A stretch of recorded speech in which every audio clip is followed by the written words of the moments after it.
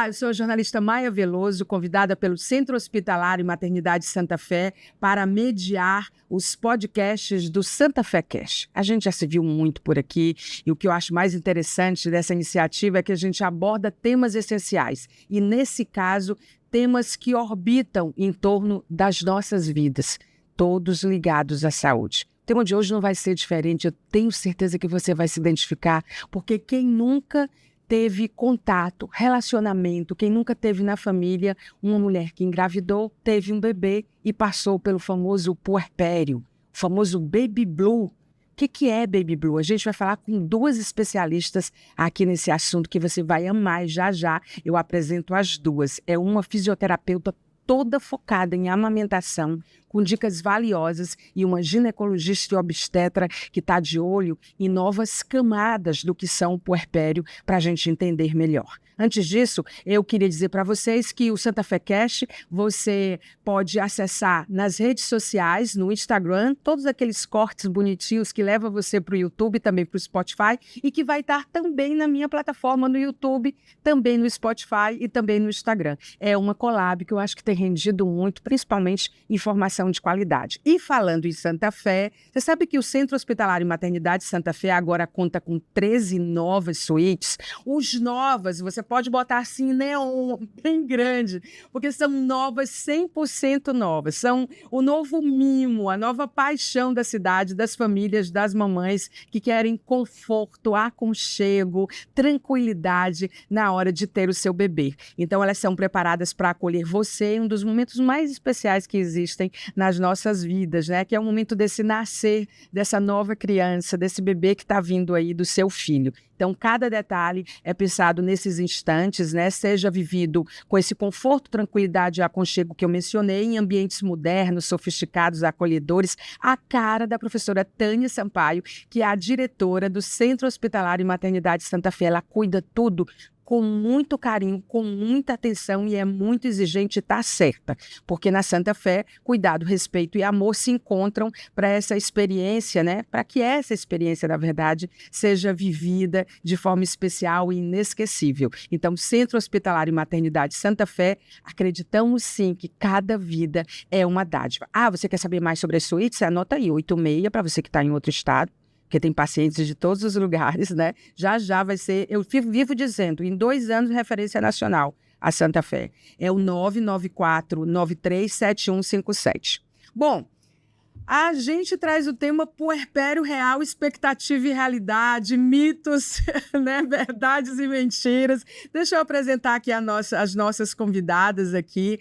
Elas têm um nome muito parecidos. Não, elas não são irmãs, não são da mesma família. Eu começo apresentando a Kaline Matos. Ela é fisioterapeuta. Ela iniciou a assistência da fisioterapia obstetrícia nas maternidades no Piauí há 19 anos. Ela foi uma desbravadora, formou várias equipes. Eu acho que o Estado deve muito a ela essa iniciativa, esse amor e as pessoas que ela terminou formando, não é? Ela é especialista e mestre em saúde da mulher, idealizadora da clínica Espaço Amamente, e é mãe do Itamar Neto e da Maria Clara, que está dodói hoje.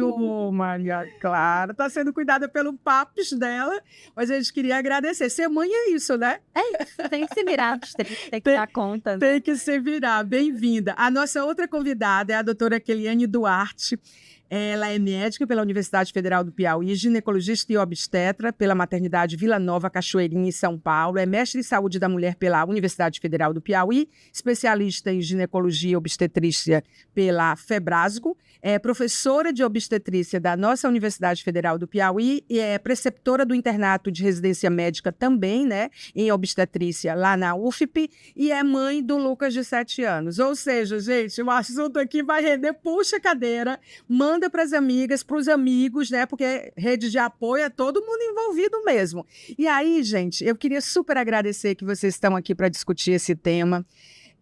Eu acho que a conversa é sobre um território que ninguém ensina, mas que toda mãe atravessa, que é esse território chamado puerpério, na verdade, né? É um tempo de contrastes. Amor gigante, corpo em reconstrução, expectativas quebradas e aquele baby blue que só quem vive sabe do que se trata. Daqui a pouco a gente vai dizer o que é o baby blue e por que essa sigla é em inglês, né? E aí dizer que a gente vai falar do que é real, não do que é romantizado. Eu acho que tem muita coisa para a gente esclarecer aqui hoje com essas duas autoridades, porque maternidade é sim força, mas com certeza é também, eu acredito, vulnerabilidade. É quando a gente nomeia o que sente, a gente sabe que tudo fica mais leve e a gente está precisando nomear as coisas e não naturalizar. Então, bem-vindos a esse papo necessário sobre o que acontece com a mãe e o bebê quando nascem. Sim, porque quando nasce um bebê,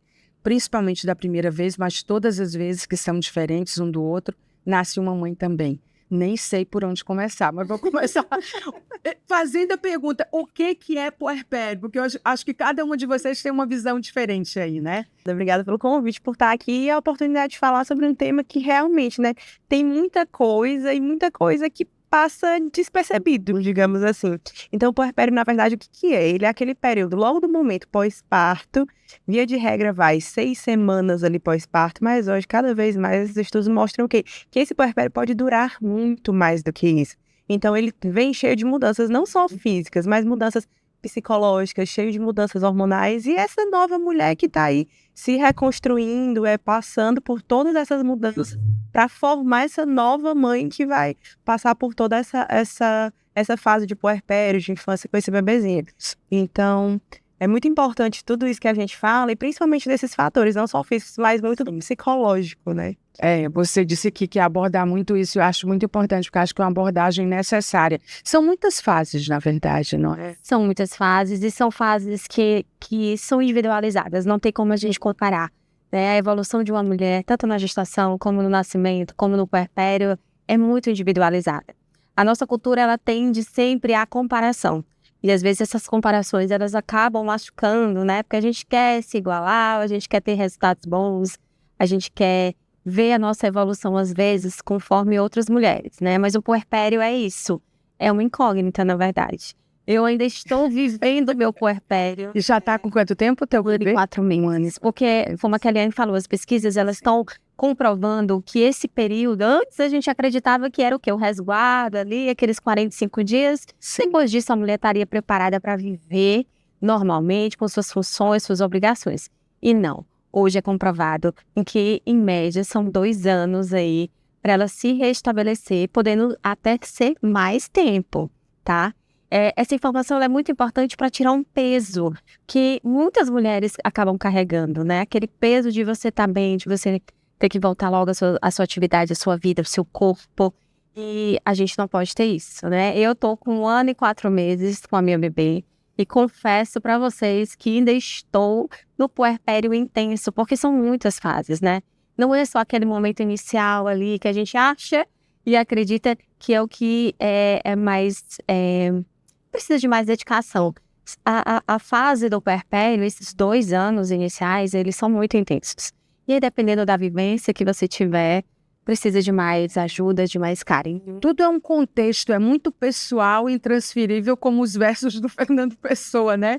Doutora, a solidão materna, ela é pouco abordada, né? Quando a gente conversava ainda há pouco nos bastidores, ela disse, Maia, do ponto de vista da saúde mental e da percepção do que é essa fase, é super importante que a gente aborde, principalmente no Brasil, onde a gente tem uma percepção diferente do que é o puerpério e a gente fala ainda muito pouco sobre isso, na verdade, né?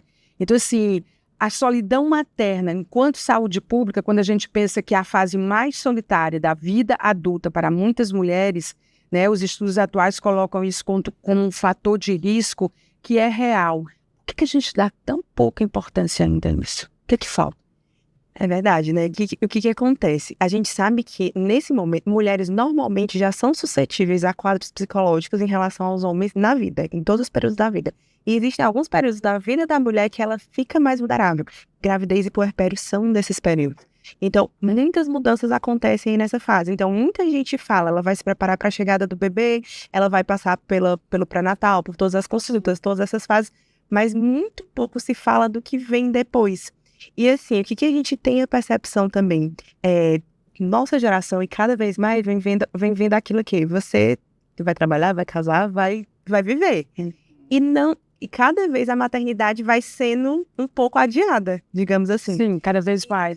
Embora os dados ainda mostrem que mais de 78% das mulheres no Brasil têm filhos com menos de 20 anos. Exato. É porque no nosso entorno, na verdade, a gente percebe que as mulheres estão tendo filhos mais tarde. Mas quando a gente vai para a gravidez na adolescência, quando a gente vai para outros lugares que não são da nossa convivência, a gente percebe que as mulheres continuam tendo filho. A gente percebe essa grande disparidade, né? Mas são essas mulheres com filho mais tarde que estão formando a opinião de muita gente, né? Porque elas têm acesso a canais de comunicação que elas terminam influenciando de algum modo, não, doutora? Exato, exatamente. E aí, o que a gente percebe?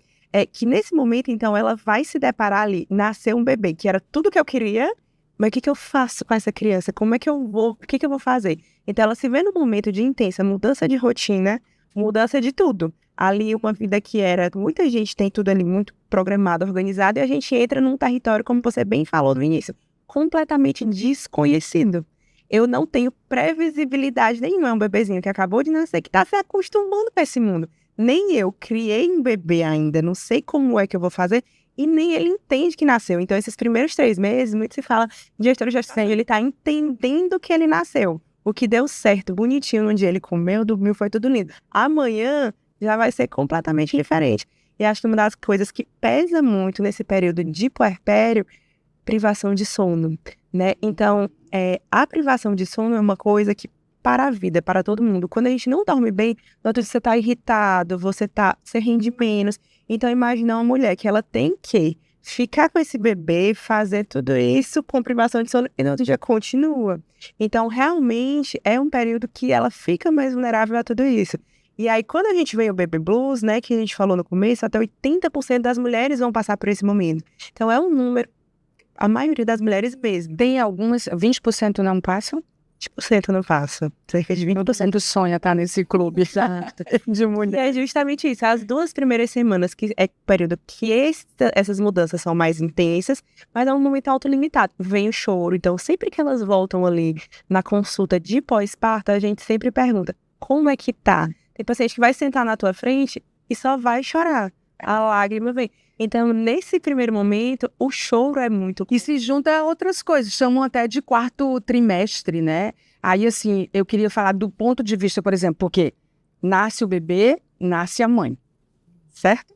Então, junto com toda a revolução hormonal do baby blue, que a gente ainda vai se aprofundar, porque tem baby blue com 6 meses, você disse que está no puerpério, mas o baby blue de 6 meses, ele é muito parecido com o lá do começo. Mas tem a questão da amamentação também, que já é complicado. A importância de compreender que não é só físico, é também emocional e é também social, e a influência disso na amamentação, quando essa mãe nasce, porque ela teve o filho, e ali nasce uma mãe, e quando esse bebê nasce. E a família também, porque todo mundo renasce, né? Às vezes os pais não estão preparados para vivenciarem isso, às vezes as avós não estão preparadas para vivenciar isso. E quando a gente fala sobre puerpério, um dos pontos principais seria a preparação. É você ir sabendo, é saber o que vai acontecer, o que é que está ali esperando, né, os pontos positivos, os pontos negativos. Tudo que a gente faz, que a gente se prepara, a gente acaba tendo bons resultados. A evolução, ela é diferente. Então, eu que trabalho com amamentação e com puerpério de uma forma direta, eu gosto muito de orientar as mães durante a gestação e a família. Porque ali eles têm que ter uma conexão, eles andam juntos. A doutora estava até comentando que o importante é pensar a amamentação já na gestação. No pré-natal. E é um ponto-chave do puerpério a amamentação em termos de dificuldades. A mulher não se cobra muito, ela espera passar pelaquela gestação, ela espera ter o nascimento, e ela idealiza muito a amamentação. A nossa geração, ela recebe muita informação. A gente somos mulheres muito bem informadas, preparadas, empoderadas, e a gente quer o melhor para o nosso filho. Então, as mulheres hoje, elas sabem da importância da amamentação, o que aquilo vai proporcionar para o filho dela a longo prazo, e elas querem. mas ainda está faltando preparação, ainda está faltando rede de apoio, ainda está faltando uma melhor assistência, às vezes, né, na parte hospitalar. E é algo que a gente precisa falar muito, porque dificulta muito o puerpério, né? Quando você vê seu bebê chorando, quando você imagina que aquela criança está sentindo fome, é uma dor terrível. Além das dores que ela já está sentindo, né? As dores físicas da mama, peito fissurado, engurgitamento mamário, dor na cirurgia. Então, quando junta tudo isso, gente, não tem como, né? Tem saída? A mulher sofre, tem saída. E hoje a gente vivencia uma assistência maravilhosa, né? A gente proporciona para as mulheres uma assistência multidisciplinar, que eu acho que é um diferencial, principalmente aqui do Piauí, principalmente da Santa Fé, que lá a gente começou esse trabalho, né, multiprofissional, da medicina, da enfermagem, da fisioterapia, de estar acolhendo essa mulher, de estar proporcionando para ela uma assistência adequada, individualizada. Há 19 anos a gente já tem assistência da fisioterapia na maternidade, coisas que ainda não é a realidade em outros centros de referência no país. A gente vê algumas maternidades no sul do país, né, que são polos econômicos, não tem ainda essa assistência, nem na rede pública, nem particular. E a gente começou aqui no nosso estado isso, proporcionando um alívio para essas mulheres. Porque quando a gente gera informação, acolhimento, tratamento e recursos terapêuticos, né, que ela alivia esses desconfortos, que elas se sentem mais seguras, tudo flui de uma forma mais tranquila.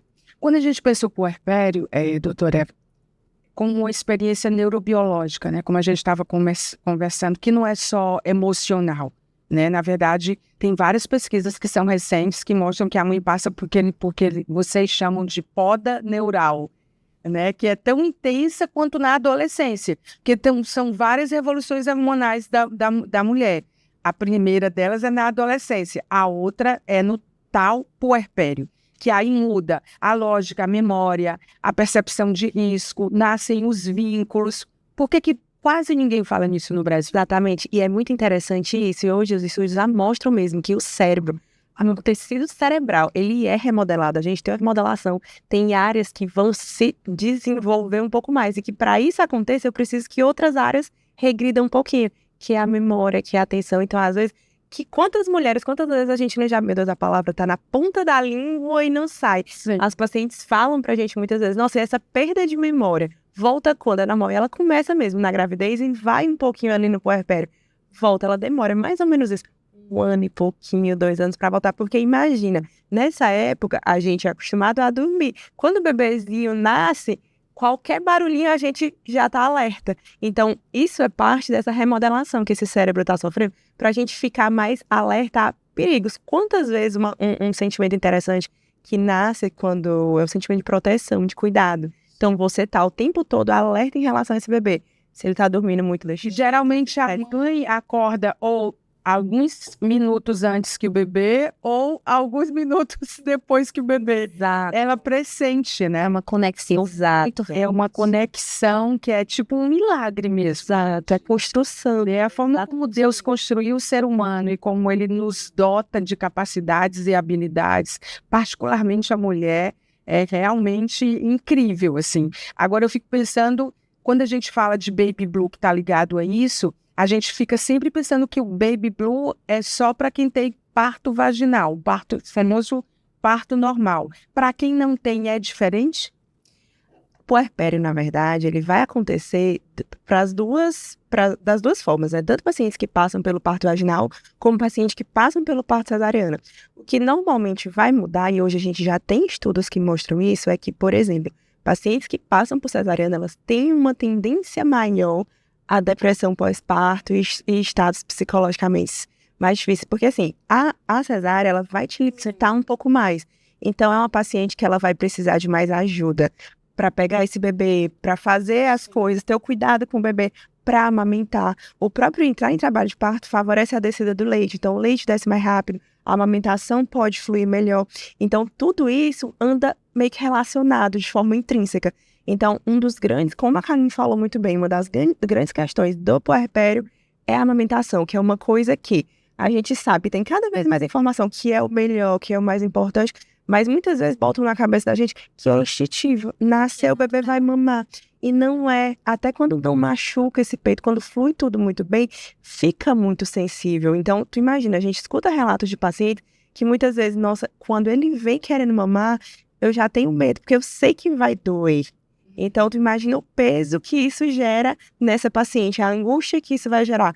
Então, um momento que era para ser leve e tranquilo, eu tô causando um problema. Então, por isso que o olhar individualizado, essa assistência, esse cuidado com essa mulher faz muita diferença. Sem dúvida. Quais são as verdades e quais são os mitos em relação a puerpério e a amamentação nessa fase que é tão delicada? Em termos de mito, eu acredito que achar que é natural, que é tudo muito instintivo, que a mulher precisa aguentar, que faz parte. Importante falar isso. Muitas vezes elas se calam, elas se fecham, elas não conseguem expressar o que elas estão sentindo por medo de julgamento, né? Por medo de cobranças. Vão atender às expectativas. Não atender. Então, isso foi um ponto que eu comecei a observar muito quando eu comecei a entrar na casa dessas mulheres. Eu acredito que eu fui uma das primeiras profissionais a ir na casa, a entender, a sentir, a me trancar dentro do quarto com elas, né? E há 19 anos que eu faço isso, já atendi mais de 10 mil mães. E eu sempre aprendo muito com cada uma delas. É uma experiência divina. Poder estar lá, poder ouvir, poder acolher, poder escutar, poder tirar assim, o peso que elas estão sentindo é algo incrível. Os pais têm amadurecido em relação a serem, de fato, essa rede de apoio? Demais. A gente vive uma geração bem diferente. No início, eu acredito que muda muito, né? Nossa cultura está sempre em transformação. Então, no início, eu via que as mulheres tinham mais rede de apoio, as pessoas tinham mais tempo. Por exemplo, 19 anos atrás, a vida era outra, né? Mais segurança, né? As famílias maiores e com não tanta cobrança, comparação. Um ponto importante para a gente citar, Maia, é as redes sociais. As redes sociais, elas entraram com pontos muito positivos, mas também pontos negativos, né? E aí a gente precisa estar sempre ali equilibrando aquela mulher, mostrando o sentido da vida, mostrando o que vale a pena, o que não vale a pena, a conversa, né, entre a família. Então isso tudo conta muito. Muita gente romantiza muito. Pouca gente chega e fala real. Às vezes até que às vezes acontece, às vezes tem mulheres que não têm, eu pego pacientes que ficam muito bem. E aí vai ou que tem recursos para um enfermeiro. Mas vai de muita coisa. Quando a gente fala em via de parto, eu acho algo muito importante. A evolução de uma mulher que tem parto normal, ela pode ser um mundo de diferença entre uma mulher que passa por um procedimento cirúrgico, por uma cesariana. Porque a evolução hormonal é diferente. Aquele bebê nasce, ela fica sem limitação, ela come bem, ela dorme bem, ela se menos dor. Do parto vaginal, né? Do parto vaginal. Então, assim, é diferente as evoluções. Por isso que a gente tem que tomar muito cuidado, né? Acompanhando cada evolução, cada característica daquela mulher. Se a gravidez é desejada, se não é, se teve intercorrências, se é de alto risco, né? Eu tive uma experiência agora linda, maravilhosa, gravidez aos 42 anos, né? Uma gravidez não planejada, mas extremamente desejada, porque eu passei anos tentando engravidar e não conseguia. Quando veio, que bênção, que sonho. E aí, uma gravidez de alto risco, com uma malformação fetal, que envolve ali toda uma estrutura de apoio emocional, espiritual, financeira, muita coisa. Então, assim, são vivências únicas, né? Sim. E a gente precisa muito acolher essas mães. Independente se tá tudo bem ou se tá com muita dificuldade, tem que ter esse olhar, tem que ter essa calma. Né? Acho que é difícil dizer o que é verdade, o que é mito. Só o que é mito mesmo, porque é tão pessoal. Defina a verdade no meu contexto. Defina a verdade no contexto dela que tem uma criança de 1 ano e meio, 1 ano e 4 meses. Você que tem 7, eu que sou avó. Isso é verdade. A sua visão como avó já exatamente. E é interessante esse Baby Blue, por exemplo, por que ele volta aos 6 meses? Vamos falar o que é esse Baby Blue? Eu fui atrás de tudo, dessas informações. Eu sei que eu estou aqui falando para vocês o que vocês sabem, mas eu vou só dizer o que é e vocês me dizem por que ele volta aos 6 meses, no seu caso. O termo surgiu na década de 1950, foi na psiquiatria anglo-americana, me corrijam se estiver errado a pesquisa, para descrever um conjunto de sintomas que eram leves e transitórios, tristeza, irritabilidade, choro fácil, oscilação emocional, que aparecem entre o 3º e o 10º dia pós-parto. E isso é controverso porque depende, né? O blues, ele vem da expressão inglesa to feel blue, sentir-se triste, né? Ou baby blues, que significa literalmente a tristeza que acompanha a chegada de um bebê. E tem agora um termo mais usado, que é o postpartum blues, né? São dias dias escuros, nublados, né? Eu botaria uma outra cor, eu não botaria o blue, não. Porque eu sinto. Por que aos 6 meses ele volta, geralmente? Geralmente, o que acontece? Lá nos 6 meses acontece uma outra grande mudança. Esse bebezinho vai começar, digamos assim, ele vai sair da amamentação exclusiva. Então, até 6 meses era aquele tempo todo, principalmente para quem amamenta em livre demanda. Então, tá ali aquela mãe que, às vezes, para quem tem o privilégio, né, da licença maternidade, de estar ali. Ou de ser mãe em tempo integral. Exato, de estar com esse bebê que amamenta em livre demanda, então tá no peito, não toma outro. Enfim, aquela conexão que tá o tempo todo ali. A partir dos 6 meses, e é uma coisa boa que acontece, esse bebezinho vai começar a comer, vai começar a conhecer outras coisas, outras texturas, outros alimentos. Dentinho que nasce. Exato, e automaticamente ele vai diminuir a amamentação. Então, muitas mães começam, será se ele vai começar a comer? Será se vai continuar mamando? Será se vai... E aí vem muitas dúvidas para quem vai voltar a trabalhar nessa fase, principalmente. Então, vou voltar a trabalhar. E é uma dualidade, porque a gente quer trabalhar, mas a gente quer estar ali com o nosso bebê também. Então, é um luto de novo que essa mulher vive. E eu lembro muito quando aconteceu comigo. O voltar a trabalhar ficava, meu Deus, você sai, mas a cabeça ficou em casa. E ao mesmo tempo, tô em casa com o bebê. Nossa, mas... E eu acho também que existe, assim, tipo, normalizar que, tipo, o bebê nasceu, todas as atenções foram para ele.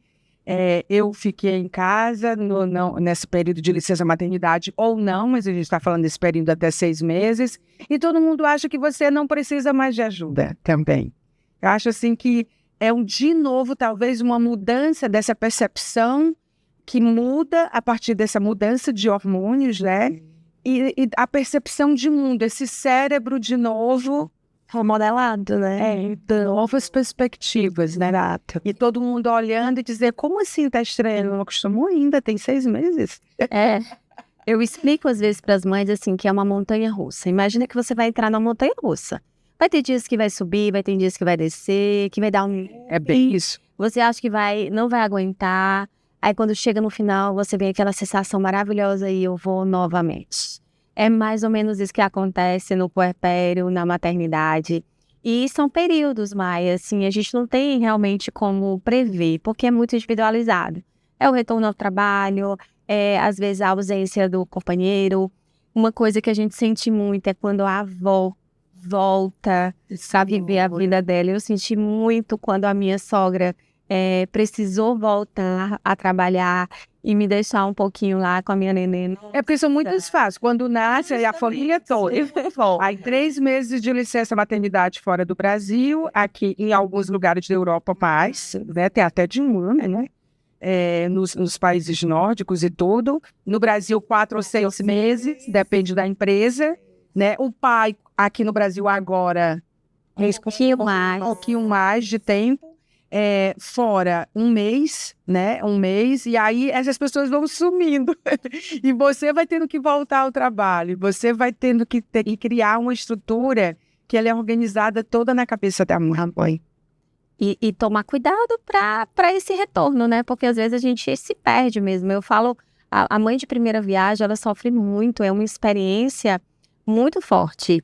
Eu digo, olha, ter um segundo filho é algo surreal. Porque você consegue vivenciar de uma forma bem mais leve. Todas as mulheres merecem ter um segundo filho, porque é uma experiência incrível. Justamente por essa incógnita no primeiro filho do que você vai vivenciar. Mas ela vai ser mãe de novo, né? Nasce outra mãe. E vem uma mãe mais leve. Eu A gente fica olhando pra você, a gente que é mãe de filho único, fica olhando, gente, será? A gente fica mais leve, a gente se fortalece muito. E olha que eu tô numa geração agora de pacientes que estão tendo 5, 6, É mesmo? 7 filhos. Sério? Isso. Voltou um pouco esses últimos 5 anos, né? Essa percepção de você ter mais filhos, né? E é algo incrível, porque realmente eu vejo isso nas mulheres. Elas se fortalecem muito a cada experiência. E agora com o meu Mas é segundo muito filho, muito de hoje. há de se pensar, mas é isso, ó.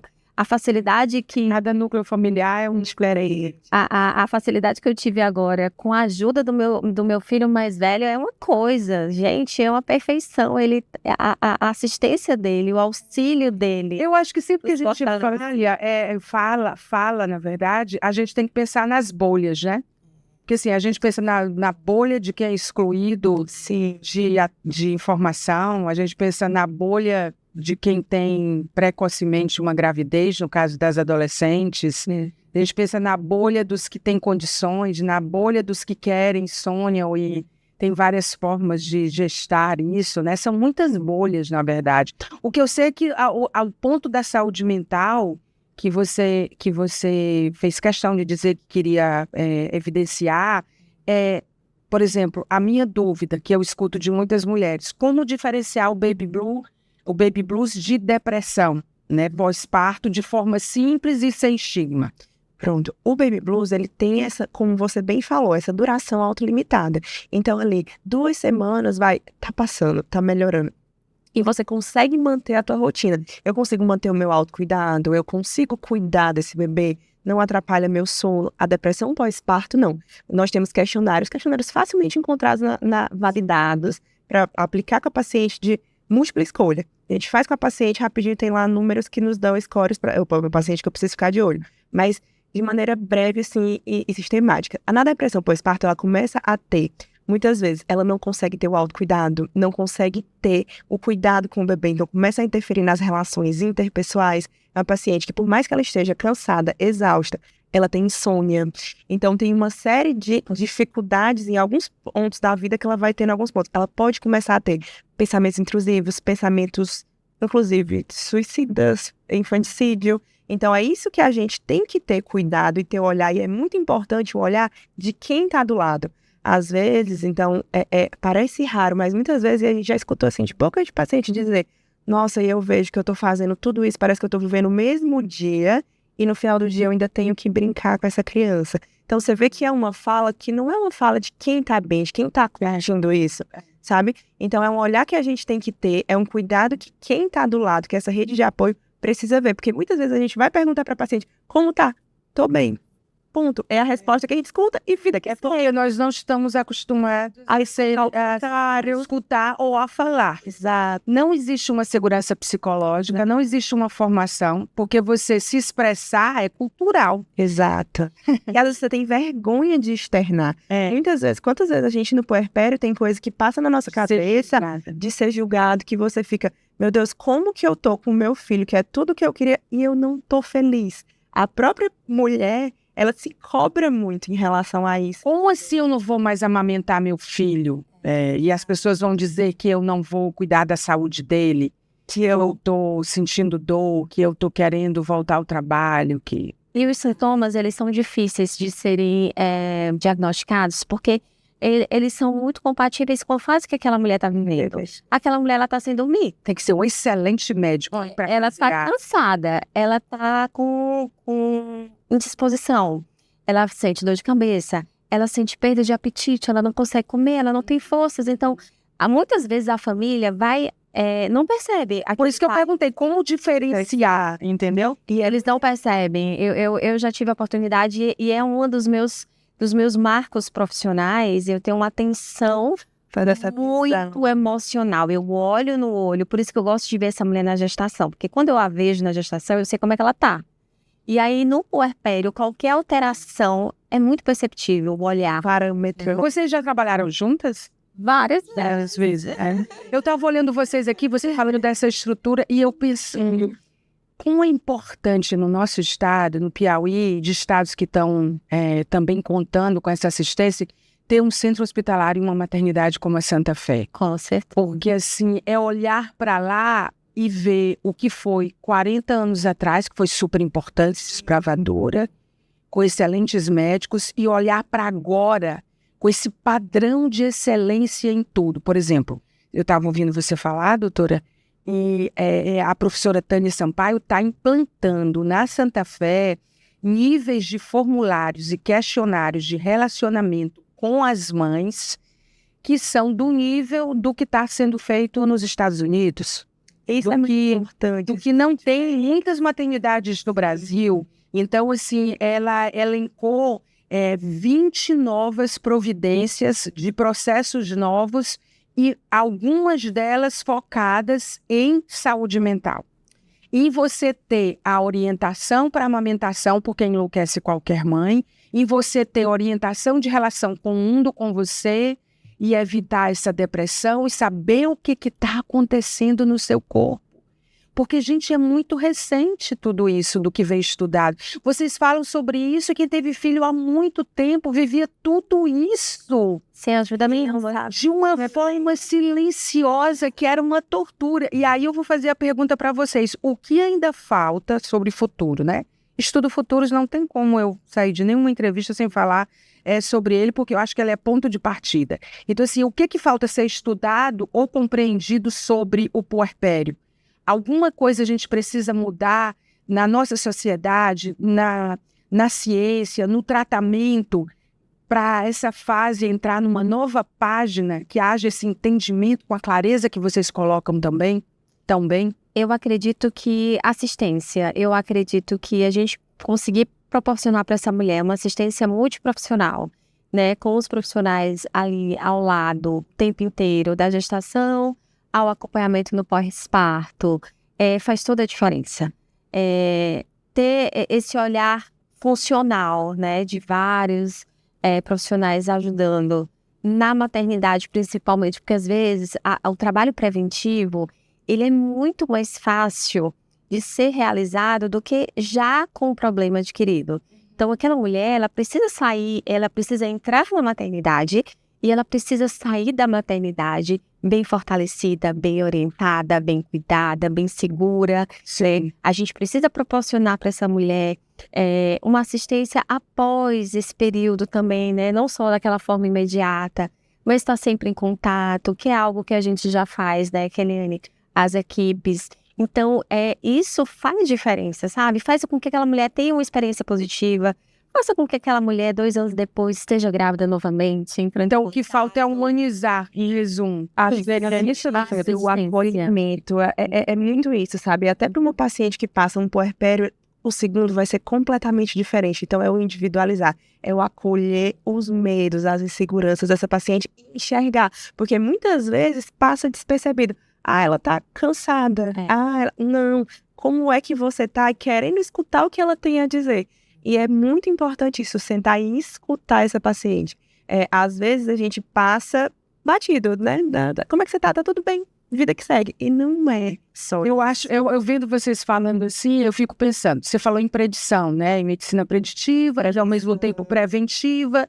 A predição tá mais um pouquinho à frente, né? E eu fico falando na cultura preditiva, que tipo assim, na hora de você escolher um companheiro, escolha um companheiro que ele vai te entender, porque isso faz muita diferença na rede de apoio. Porque assim, e outra coisa, vamos conversar com os nossos filhos, meninas e meninos, sobre como desenvolver habilidades, porque eu acho que tudo passa por uma cultura, por uma educação, né? E de fortalecimento, né? Que eu acho que as pessoas dizem, a gente está diante de uma geração muito fragilizada. Eu discordo, eu acho que o mundo está fragilizado. E o que a gente está fazendo para fortalecer? Então, assim, toda vez que nasce uma pessoa na nossa família, uma criança, e como essa pessoa vai ser formada para ela fazer escolhas que façam sentido para ela, né? Que ela entenda o que é um apoio, ela entenda o que é segurança psicológica, ela entenda o que é direito dela, né? Porque eu acho que isso tudo passa por essas escolhas também. Ou eu estou errada, gente, eu posso estar, Não, é exatamente isso, né? E é construção, é o ambiente que esse bebê, que essa criança vai crescer, né? Tudo isso influencia muito em como ela vai se tornar e em como ela vai voltar esse cuidado quando for a vez dela do outro lado. Porque se a gente sai de vocês e, tipo assim, a próxima entrevista vai ser com a ebiatra. A próxima até a gente chegar, né, na geriatria, né? Que, tipo assim, é uma linha do tempo, sabe? É uma história que se constrói. E vocês são profissionais que estão muito atentas a isso. E eu acho bacana, assim, porque a forma como está se formando essas pessoas, e aí eu queria também fazer uma referência à Unicef, do curso de medicina daqui, doutora. Você é professora relevante da Universidade Federal do Piauí, que é uma universidade também que formou médicos maravilhosos e forma, né?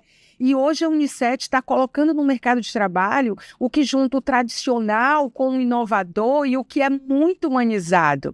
Então, gente, a medicina como tudo, ou a gente traz embarcado a humanização das coisas, ou a gente não adianta. A gente vai nadar e vai ter pouco resultado. E é muito Mas vocês querem falar?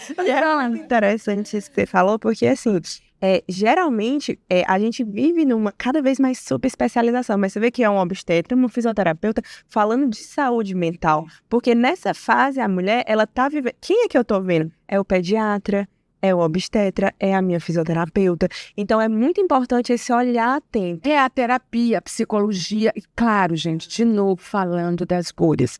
A gente sabe que tem mulheres que não têm acesso a nada disso. Mas hoje, se informar está mais fácil, entendeu? Eu acho que a internet veio para criar essa linha de acesso e de autonomia do bem e do mal. Porque isso é sobre a humanidade.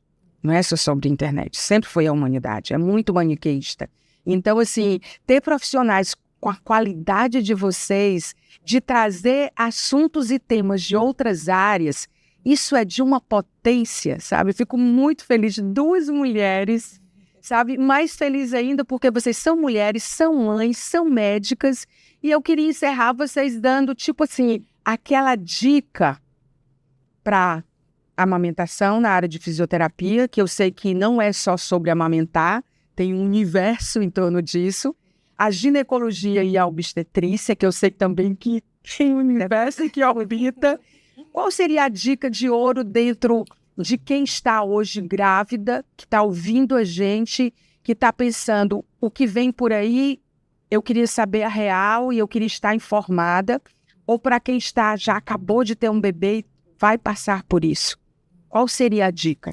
Bom, a minha dica, sem dúvida nenhuma, é informação, é se preparar, né? É ter uma boa condução na gestação, escolher realmente uma maternidade que possa, né, oferecer uma experiência positiva.